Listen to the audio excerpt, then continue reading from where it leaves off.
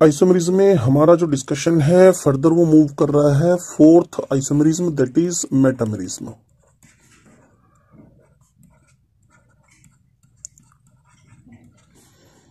अभी जो मेटामरिज्म है, पहली बात कि ये स्ट्रक्चरल का पार्ट है, तो मोलिकुलर फॉर्मूला जो आपके पास है वो तो सेम रहना जरूरी ही है।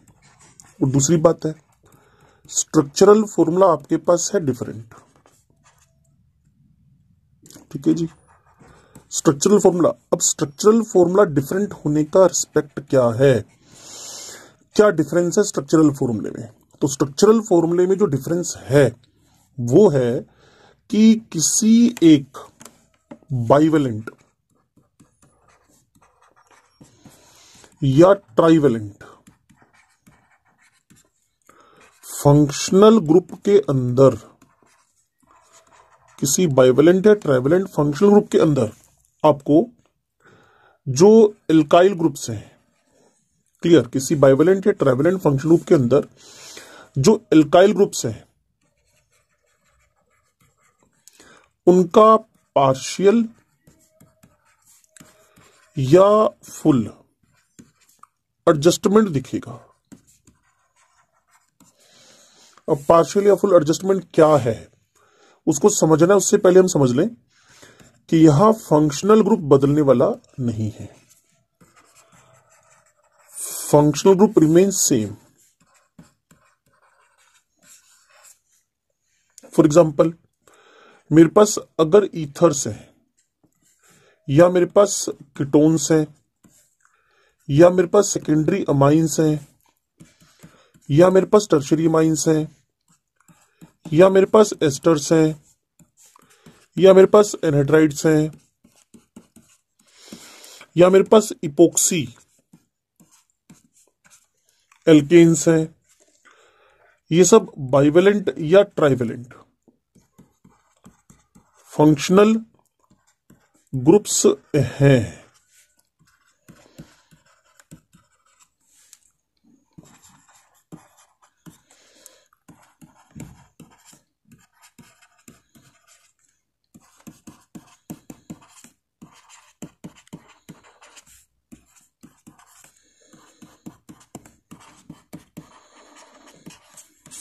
ठीक है जी, तो मोलिकुलर फॉर्मूला सेम है, स्ट्रक्चरल फॉर्मूला डिफरेंट है।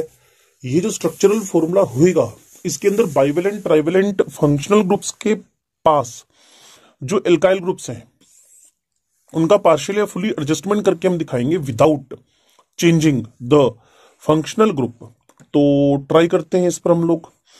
सबसे पहले मैं ईथर्स को ईथर्स ही रखते हुए इनके मेटामर्स बनाऊंगा। जैसे कि मैंने CH3O आपके सामने प्रोपाइल लिख दिया, इसका जो कॉमन नेम है मिथाइल एन प्रोपाइल ईथर। तो हम क्या करने वाले हैं, दोनों तरफ एक एक कार्बन भेज देते हैं।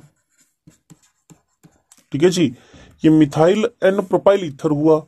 और जब एक कार्बन का एडजस्टमेंट आपने इधर कर दिया है तो without changing the molecular formula, without changing the functional group, carbon की एडजस्टमेंट कर दी है, सिर्फ आपने कार्बन को एडजस्ट कर दिया, सिर्फ कार्बन की एडजस्टमेंट कर दी है। और जब कार्बन की एडजस्टमेंट करी तो एक आपके पास मिथोक्सी प्रोपेन है, दूसरा इथोक्सी इथेन है, तो ये दोनों एक दूसरे के साथ मेटामर्स हुए। तो मेटामरिज्म कैरेक्टरिस्टिक ही उन कंपाउंड्स का है जिनमें मिनिमम, जिनके फंक्शनल ग्रुप में मिनिमम दो वैलेंसीज आपको फ्री दिखती हों। जैसे यहां दो वैलेंसी आपको फ्री दिख रही है, यहां भी, इन सब जगहों पे दो दो वैलेंसी फ्री आपको दिख रही है। अब ईथर्स में इस काम को करने के बाद नेक्स्ट टारगेट आप कीटोन बना लें, तो कीटोन्स में भी आपको सिमिलर ही दिखेगा, CH3CO, CH2, CH2, CH3। अब यहां 3 कार्बन है इस कीटोन के सराउंड, ओके, और यहां एक कार्बन है।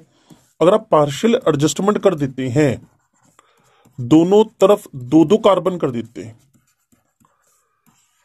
तो इस स्ट्रक्चर का जो आइपेक नेम है वो 2 पेंटेनोन है। इसका एपिक नेम 3 पेंटेनोन है, 2 पेंटेनोन 3 पेंटेनोन। अब इसमें खासियत आप देख रहे हैं कि ये जो 2 पेंटेनोन 3 पेंटेनोन है, ये एक दूसरे के साथ 2 पेंटेनोन 3 पेंटेनोन एक दूसरे के साथ पोजिशनल मीन रिज्यूमर्स भी हैं, जिनको आप पोजिशनल बोलते ही हो, जैसा कि मैंने आपको बता रखा है आइसोमरिज्म के पहले वीडियो में। Positional isomers as well as ये एक दूसरे के साथ मेटामर्स भी हैं, ये एक दूसरे के साथ मेटामर्स भी हैं। तो कुल मिलाकर कंक्लूसिव वे में आपके सामने क्या आता है, फंक्शन ग्रुप को सेम रखते हुए, मोलिकुलर फॉर्मूले को सेम रखते हुए, अगर आप कार्बन एटम्स की एडजस्टमेंट किसी बाई और ट्राइवेलेंट फंक्शनल ग्रुप पे करते हो, तो फिर आप एक मेटामर जनरेट कर लेते हो, तब आप एक मेटामर जनरेट कर लेते हो। अब मैं इसी काम को अमाइंस के अंदर भी लेके जा सकता हूं, ठीक है जी। तो अमाइंस के अंदर सीख लेते हैं, जो 2 डिग्री अमाइंस है और 3 डिग्री अमाइंस है। तो सबसे पहले मैंने मिथाइल लिखा, NH मिथाइल लिखा। आप जानते हैं ये N मिथाइल मिथिलामाइन है, लेकिन आप सोचिए इसके अंदर मैं पार्शियल एडजस्टमेंट कर नहीं सकता। अगर फुली एडजस्टमेंट करने की कोशिश करूंगा तो फंक्शनल ग्रुप ही बदल गया। ये 2 डिग्री अमाइन है, इसका जो फंक्शनल ग्रुप है ये 1 डिग्री अमाइन हो गया, क्लियर। और 2 डिग्री अमाइन 1 डिग्री अमाइन के साथ फंक्शनल ग्रुप आइसोमरिज्म शो कर सकती है, क्योंकि मैं आपको पहले भी बताता रहा हूं कि 1 डिग्री और 2 डिग्री अमाइंस फंक्शनल आइसोमर्स हैं, अलग अलग फंक्शनल ग्रुप्स हैं। दैट्स वाई ये दोनों एक दूसरे के फंक्शनल आइसोमर हो सकते हैं, लेकिन इसका अगर आपको जनरेट करना है क्या, मेटामर, तो आपको कार्बन का नंबर बढ़ाना ही पड़ेगा। लो जी, ये N मिथाइल, ओके, 1 प्रोपेनामाइन हुआ, और ये आपके पास N इथाइल इथेनामाइन बन गया। N methyl propanamine, N ethyl ethanamine, और ये दोनों एक दूसरे के साथ क्या बन गए, मेटामर्स। ये दोनों एक दूसरे के साथ क्या बन गए, मेटामर्स। और मेटामर्स का मतलब आप समझ गए, किसी बाइवेलेंट या ट्राइवेलेंट फंक्शनल ग्रुप पे, किसी बाइवेलेंट या ट्राइवेलेंट फंक्शनल ग्रुप पे आपने partial adjustment of the carbon कर दी है, partial adjustment of the carbon कर दी है। और जब partial adjustment of the carbon हो गई तो इसको आप बोल सकते हैं क्या, These two are the metamer of each other. These two are the metamer of each other. ये दोनों एक दूसरे के मेटामर बन जाएंगे। अब यही चीज मैंने आपको बताया था कि ईथर में कर पा रहे, कीटोन में कर पा रहे, सेकेंडरी अमाइन पे कर पा रहे, टर्शरी अमाइन पे भी यही प्रैक्टिस आप कर सकते हैं। ये लीजिए, बस नंबर ऑफ कार्बन्स आपको बढ़ाने पड़ेंगे। ये मैंने 3 डिग्री अमाइंस पे आपको एडजस्टमेंट करके देना है। तो यहां 2 मिथाइल लिख दिए, यहां एटलीस्ट। अब इथाइल जब लिखेंगे तो आप देखेंगे कि जब मैं इस स्ट्रक्चर को प्रोपाइल लिखा मैंने ये वाला, और इसका एक कार्बन इन दोनों में से कहीं भी एडजस्ट कर दिया without affecting functional group as well as the molecular formula, तो मान लीजिए एक कार्बन इधर जाने से इथाइल हुआ, ये मिथाइल रहने दें, ये 3 कार्बन से घटकर इथाइल हो गया है, तो दोनों टर्शरी अमाइन, मोलिकुलर फॉर्मूले में C5 हो रहा है, क्लियर, H13 हो रहा है, N हो रहा है, क्लियर, 6 हाइड्रोजन तो यही दिख रहे हैं आपको, क्लियर, और 4 यहां दिख रहे हैं, 10 और 3 ये 13 हो गए, 13 हो गए। तो मोलिकुलर फॉर्मूला सेम है, फंक्शनल ग्रुप भी सेम है, बट इसमें पार्शियल एडजस्टमेंट ऑफ द क्या हो गई है, एल्काइल ग्रुप के कार्बन्स की। तो ये दोनों एक दूसरे के साथ आइसोमर बन गए, N मिथाइल आप बोलेंगे, क्लियर, फिर आप N इथाइल बोलेंगे, बस इथाइल को पहले लिखना पड़ेगा, मिथाइल को बाद में लिखना पड़ेगा, 2 कार्बन की चेन है, तो ये बन जाएगा आपके पास इथेनामाइन, इथेनामाइन, ठीक है जी, इथेनामाइन। तो कुल मिलाकर टर्शरी अमाइंस के अंदर भी आप सेम एक्टिविटी कर सकते हो। तो कोई बहुत हैवी टॉपिक नहीं है मेटाबॉलिज्म, अब मैं चलता हूं पांचवी टाइप के आइसोमेरिज्म की तरफ, जिसको आप बोलते हो ring chain isomerism. Ring chain isomerism, ring chain isomerism. तो ध्यान से सुनिएगा, वही बात कि स्ट्रक्चरल का पार्ट है, मोलिकुलर फॉर्मूला आपके पास क्या होएगा, सेम होएगा, क्लियर। और दूसरे नंबर पे जाकर स्ट्रक्चरल फॉर्मूला तो आपको पता ही है, डिफरेंट होने वाला है। और एक बात मैं लिखने वाला हूं, उसको ध्यान से सुनिएगा, it is a special type of functional isomerism, special type of functional isomerism, जिसके अंदर एक रिंग मीन साइक्लिक स्ट्रक्चर किसी ओपन मतलब असाइक्लिक के साथ क्या कर रहा होगा, आइसोमेरिज्म शो कर रहा होगा। कोई ring cyclic structure open acyclic के साथ आइसोमेरिज्म शो कर रहा होगा, ठीक है जी। तो मोलिकुलर फॉर्मूला सेम है, स्ट्रक्चरल फॉर्मूला डिफरेंट है। तो इतना तो हमें समझ में आ गया कि special type of functional isomerism है, जिसमें रिंग और ओपन एक दूसरे के साथ आइसोमेरिज्म शो कर रहे होंगे। कुल मिलाकर इसी को हमने रिंग चेन आइसोमेरिज्म बोल दिया है।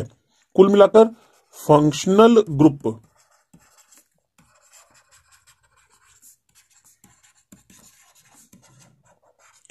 डिफरेंट हो गया है, फंक्शनल ग्रुप डिफरेंट हो गया है, ठीक है जी।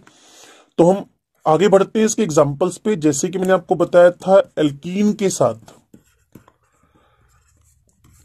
साइक्लो एल्कीन फंक्शनल आइसोमर्स हैं, तो फंक्शनल ग्रुप आइसोमरिज्म के साथ साथ में ये रिंग चेन आइसोमर भी बन जाएंगे, क्लियर। लेकिन आप सोचें कि ओपन विद ओपन फंक्शनल हो सकता है, लेकिन open with open ring chain नहीं हो सकता। हाँ, इसमें दोनों टाइप के आइसोमरिज्म है, फंक्शनल भी है और रिंग चेन आइसोमरिज्म भी है। तो ये एग्जांपल्स हमारे पास नंबर 1 हुआ। ऐसी अगर मैं आपको इथाइन लिख के दे दूं, एल्काइन लिख के दे दूं, जिसमें मेरे पास है 2 ब्यूटाइन, 2 ब्यूटाइन का अगर मैं 1,3 ब्यूटाडाइन लिखता हूं, आपको पीछे भी बता रखा है, आपके नोट्स में होगा, एक बार चेक कीजिएगा। ये एक दूसरे के फंक्शनल आइसोमर्स हैं, लेकिन ये एक दूसरे के रिंग चेन आइसोमर नहीं हो सकते। अगर आपको रिंग चेन आइसोमर बनाना है तो साफ सी बात है कि इसको रिंग में कन्वर्ट करना पड़ेगा, इसको रिंग में कन्वर्ट करना पड़ेगा। तो कुल मिलाकर ओपन विद क्लोज ही रिंग चेन आइसोमरिज्म शो कर सकते हैं। अदरवाइज ये एक आपके पास special type of functional isomerism ही है। तो इतना तो श्योर मान के चले कि जो रिंग चेन आइसोमर्स हैं, जो रिंग चेन आइसोमर्स हैं, ऑलवेज फंक्शनल आइसोमर्स तो होंगे। Ring chain isomers functional isomers तो होंगे, लेकिन functional isomer always, functional isomers always, functional isomers always ring chain हो, ऐसा ऑलवेज नहीं होता। होता जरूर है, ऑलवेज नहीं होता, ठीक है जी। जैसा कि मैं आपको बता चुका हूं, जो मेरे पास 2 ब्यूटाइन है, 1,3 ब्यूटाडाइन है, ये एक दूसरे के साथ में फंक्शनल आइसोमर है, बट रिंग चेन नहीं है, क्लियर। और 2 ब्यूटाइन इस साइक्लोब्यूटीन के साथ फंक्शनल भी है और रिंग चेन भी है, ओके। तो ए बी सी डी, अगर मैं आपसे बोलूं कि ए का बी से क्या रिलेशन है, तो आप बोलेंगे फंक्शनल है। मैं बोलूंगा ए का सी से क्या रिलेशन है, तो आप कहेंगे फंक्शनल है। साथ साथ में रिंग चेन आइसोमरिज्म भी है। इसलिए बार बार आपसे कह रहा हूं कि फंक्शनल ग्रुप आइसोमरिज्म और रिंग चेन आइसोमरिज्म में रिंग चेन जितने भी होंगे वो फंक्शनल तो होंगे, क्लियर ना। बट जितने फंक्शनल है वो ऑलवेज रिंग चेन हो, ऐसा जरूरी नहीं है। तो इसको प्रॉपर लिख लीजिए आप, एक अच्छा नोट बन जाएगा आपके पास। और ये हमारा सेकंड पार्ट है आइसोमरिज्म का, उसमें स्ट्रक्चरल के बारे में हम बात कर रहे थे। अब स्ट्रक्चरल का छठा और सबसे इंपॉर्टेंट पार्ट शुरू होने जा रहा है, जिसको आप बोलते हैं टोटोमेरिज्म, जिसको आप बोलते हैं टोटोमेरिज्म। ठीक है जी।